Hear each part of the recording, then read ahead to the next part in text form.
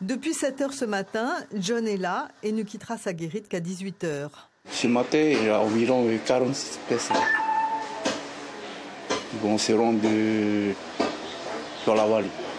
Toutes étaient accompagnées d'un professionnel, mais parfois les guides ne s'arrêtent pas, alors le pompier applique ses consignes. Là, j'ai pris la plaque d'immatriculation.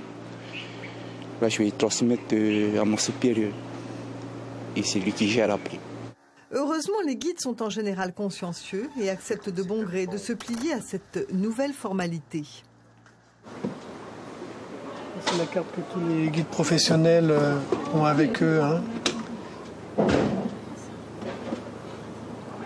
aujourd'hui, on va faire de l'initiation au canyoning.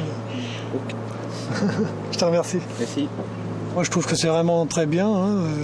C'est vrai que tout avait été interdit, donc on se soucie un petit peu, et pour les associations et pour les professionnels, de la façon dont on allait pouvoir travailler.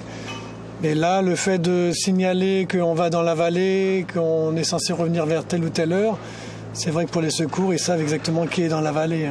En montagne, les conditions météo peuvent passer vite du grand beau temps au cauchemar absolu. La récente disparition de 3 personnes durant une pluie soudaine en témoigne.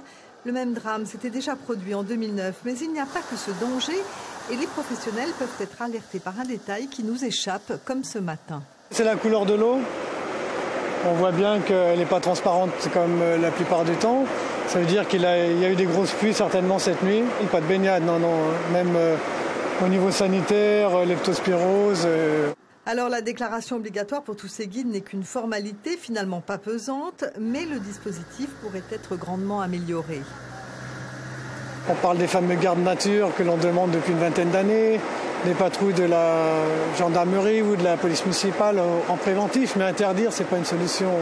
Alors en attendant, pour tous, c'est la prudence qui s'impose.